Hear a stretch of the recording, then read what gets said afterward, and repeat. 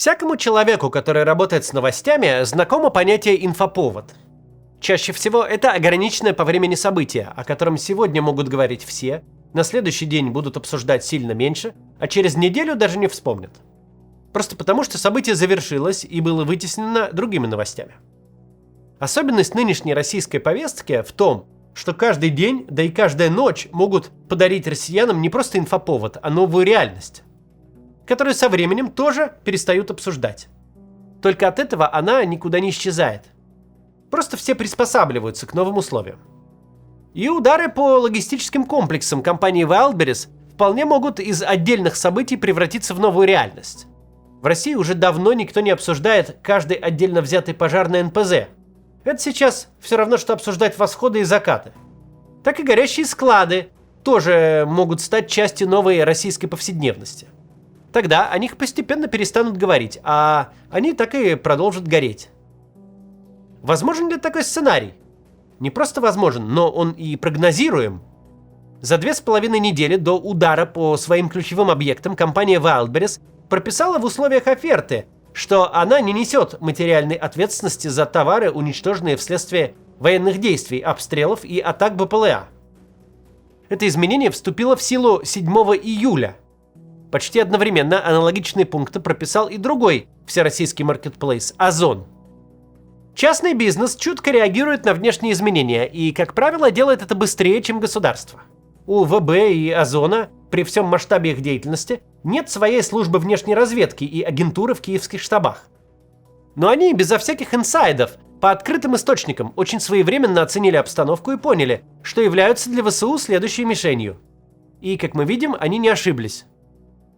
Без малого 1,5 года назад Путин получил лучшие из возможных предложений по фактическому завершению войны. Однако он решил пойти путем эскалации, которая одним концом бьет по Украине, а другим по России. Сегодня поговорим о том, с чем столкнулись россияне к лету 26-го и что может ожидать Россию в ближайшее время. Перед тем, как начнем, напомню, что ограничение интернета можно обходить разными способами, и мы собрали целый гайд по обходу этих российских блокировок по ссылке в описании. Спонсирует нашу работу над гайдом сервис mCard. Он выпускает криптовалютные карты, которыми можно пользоваться за границей, как обычными. А если вам нужен хороший VPN-сервис, присмотритесь к VPN Liberty. У них уже 95 тысяч пользователей.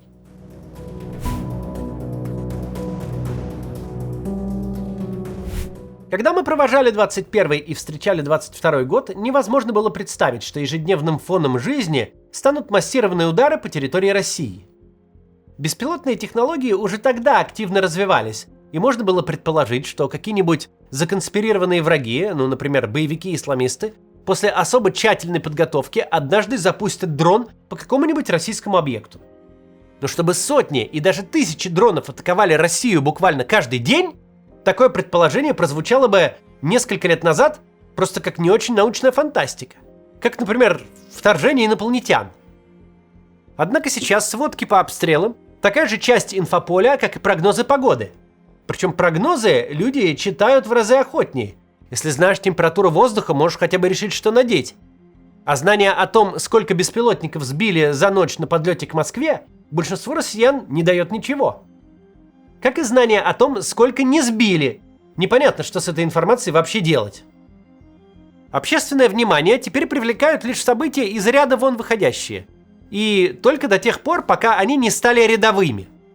Горящий склад с товарами на десятки миллиардов рублей превысил общий уровень ненормальности и попал в новости.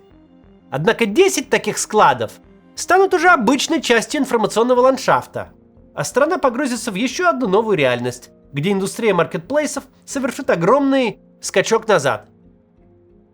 Не первая и не последняя индустрия в современной России, которая так сделает. Несколько последних лет российская армия сама регулярно и методично наносила удары по складским объектам и сортировочным терминалам украинской новой почты. Публично это оправдывали тем, что подобная инфраструктура может использоваться в военных целях. Дескать, новая почта – легитимная цель. Однако сами эти понятия – легитимность, правила ведения войны – оказались под большим вопросом еще в первые дни вторжения, когда снаряды российской реактивной артиллерии полетели на Харьковские улицы, а на многоэтажке Северной Салтовки стали падать авиабомбы. Ну а когда армия России сочла приемлемым уничтожать целиком одни города Украины и пытаться вымораживать зимой другие, все разговоры о легитимных и нелегитимных целях окончательно ушли в плоскость теоретических суждений. Путин, как инициатор боевых действий, сам определил планку.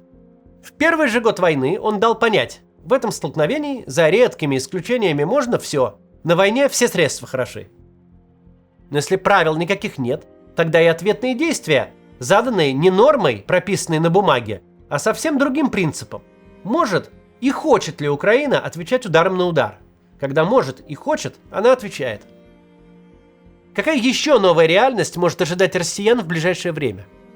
Вероятно, ответ на этот вопрос будет дан осенью или зимой. Если украинские беспилотники и крылатые, а возможно даже баллистические ракеты полетят по российским энергообъектам, тогда граждане России начнут замерзать в собственных квартирах. Особенно в панельных хрущевках и брежневках, которые без отопления превращаются в морозильники. Внутри может стать холоднее, чем на улице. Руслан Левиев, чьи сводки выходят у нас на канале по субботам, скорее всего скажет, что такие удары имеют квалифицирующие признаки военного преступления. И будет прав. Замораживать мирных людей в собственных жилищах – это преступление. Но реальность никак не изменится, если дать ей то или иное определение. А на протесты российской дипломатии, мол, как же можно бить по гражданским объектам, Киев не обратит никакого внимания. Если взглянуть в официальные аккаунты российского МИДа в соцсетях, уже сейчас можно увидеть сплошной протест против украинских ударов по России. Каждый такой пост выстрел в никуда. Непонятно, кто их адресат. Учитывая то, как эту войну ведет Путин с первого же ее дня, пристыдить украинские власти такими публикациями вряд ли получится. Если военно-политическое руководство Украины сочтет целесообразным выносить в России энергетику, оно будет это делать. Не потому, что это правильно или неправильно, справедливо или несправедливо, а потому что может и хочет. Сейчас продолжим после некоммерческого объявления от правозащитного проекта «Школа призывника». В России уже 5-й год идет война, и есть огромный спрос на военных юристов. Но реальных специалистов при этом мало, особенно за пределами столиц. Поэтому правозащитная организация «Школа призывника», которая помогает молодым людям на законных основаниях избежать службы в армии, проводит стажерскую программу для молодых юристов из регионов. Идеальный кандидат – студент последнего курса юрфака или недавний выпускник. Важно, он должен жить и работать за пределами Москвы и Петербурга, разделять правозащитные ценности и интересоваться антивоенной тематикой. Иметь высокие аналитические и письменные навыки, чувство ответственности и самоорганизованность. Стажеров ждет реальная практика, настоящая работа с обучением и с поддержкой наставника, а не просто перекладывание бумаг и заполнение шаблонов. В ходе стажировки нужно будет отвечать в чат-боте на вопросы о призыве и военной службе, писать юридические документы, сопровождать судебные споры, готовить доклады и исследования. Теперь по условиям. Это удаленная работа, гибкий график, 20 часов в неделю, стипендия 35 тысяч рублей в месяц. Стажировка начинается 1 сентября и продлится полгода. Должен предупредить, школа призывника признана иностранным агентом. Организация, конечно, постарается обеспечить безопасность ваших данных, но стоит иметь это в виду. Если вам, несмотря на это, интересно начать работу военным юристом, переходите по ссылке в описании и подавайте заявку. Это отличная возможность получить реальный и очень востребованный опыт. Заявки принимаются до 1 августа включительно. Продолжаем. Мы обсуждали возможность ударов ВСУ по российским энергообъектам. Вопрос здесь исключительно в том, могут ли и хотят ли в Украине замораживать города России. Возможности такие у ВСУ недавно появились, благодаря скачкообразному развитию дальнобойных средств поражения. А желание возникло еще в 2022 году, когда стратегия вымораживания была впервые принята российской армией против городов украинских. И с тех пор желание только усиливалось, с каждой новой кампанией по уничтожению украинской энергетики. Стремление ответить баш на баш многократно усилила и путинская пропаганда, которая в Украине отнюдь не оставалась незамеченной. А время работает на нас.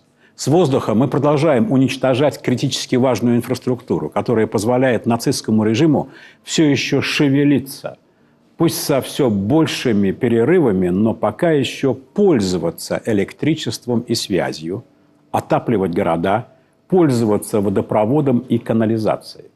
По мере планомерного уничтожения энергосистемы Украины все это уже превращается в роскошь, часто уже непозволительно. Дмитрий Киселев каждую весну благополучно забывает о том, что он говорил зимой. Но вот только люди по другую сторону границы его слова запоминают. Ведь те напрямую касаются их жизни. Как и образцово-людоедские сюжеты ведущей ВГТРК Евгении Петрухиной. Быт украинца сейчас в целом выглядит вот так. Зарядка телефонов в магазинах, ужин при свечах, почти романтично, но вот только еду таким образом разогревать придется около часа. А вот мужчина вынужден бриться рядом с банкоматом. В пабликах шутят, вот, мол, когда свидание через 30 минут. Другой пример. Так можно и без волос остаться, если сушить голову над газовой плитой. И это в лучшем случае. На лентах новостей все больше сообщений об отравлении угарным газом.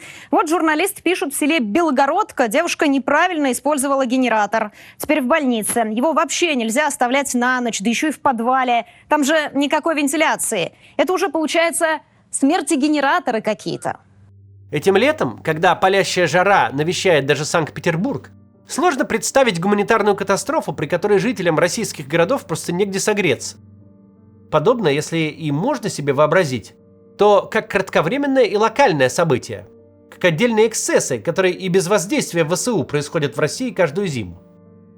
Действительно сложно представить, чтобы мороз внутри квартир стал для российских городов новой обыденностью. Чтобы без тепла, без света и воды сидел не только север Крыма, где критическая инфраструктура уже разрушена, но и регионы в международно признанных границах России. То, что невообразимо сегодня, может стать повседневностью завтра. Причем не особо-то обсуждаемой. Потому что длящиеся события люди рано или поздно перестают обсуждать и просто приспосабливаются. Вот даже мы, например, все меньше говорим о бензиновом кризисе. Он при этом никуда не исчез. Просто мы же не можем изо дня в день говорить прям одно и то же. Сейчас пользователи развлекательного сайта Пикабу буднично и без надрыва обсуждают, почем нынче можно достать бензин на тех заправках, где он все-таки есть. Разброс цен от 70 до 240 рублей. За 95-й на материке. Рекорд же поставил житель Ялты, который заправился сотым бензином по цене 450 рублей за литр. У россиянина из 21 года от таких цен глаза бы на лоб полезли. Но россияне из 26-го уже привыкают. Большинство тем, которые мы освещали после начала войны, актуальны до сих пор. Мы говорили об уходе компаний и брендов, они в Россию так и не вернулись. Много говорили о рабском положении мобилизованных на войну россиян. Их положение, у тех, кто еще жив, за 4 года никак не улучшилось. Но ничего нового на эту тему не скажешь.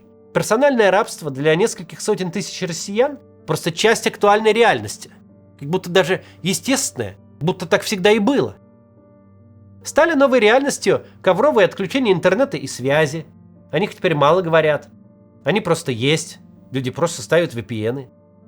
Это все как вкусная точка вместо Макдональдса. 21 июля исполняется ровно 20 лет песни Димы Билана «Я знаю точно, невозможное возможно». Название композиции вроде задумывалось оптимистическим, но стало пророческим.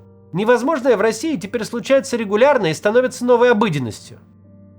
Мало на какой мрачный прогноз сейчас получится ответить. Этого не будет. Этого не может быть, потому что не может быть никогда. Россия в этом плане стала стороной безграничных возможностей. Более того, система в лице пропагандистов «Единой России» и лично Путина не обещает никакой стабилизации. Слово «стабильность» было лозунгом на протяжении 20 с лишним лет, но теперь оно заменено понятием «движуха», потому что, по словам Путина, слишком скучно, когда стабильно. В большой и долгой войне новые условия жизни наслаиваются, как листы бумаги, одно за другим. Процесс этот неукротимый. Пока идет война, постоянно будут возникать новые приметы военного времени. Наш этот прогноз, что в России начнут замерзать города, носит, конечно, вероятностный характер. Такое может случиться, а может и нет, если в Украине сочтут нецелесообразным тратить военные ресурсы на такую задачу. В ВСУ нас в свои планы не посвящали, мы можем лишь предположить. Однако, если не случится одна напасть, точно случится какая-то другая, за ней следующая. У путинской войны нет такого плато, чтобы однажды стало плохо, но стабильно. На ближайшие выборы власть идет с предложением к обществу, которое за последние годы многократно проговаривалось и демонстрировалось. Дальше будет хуже. Терпите и приспосабливайтесь. До завтра.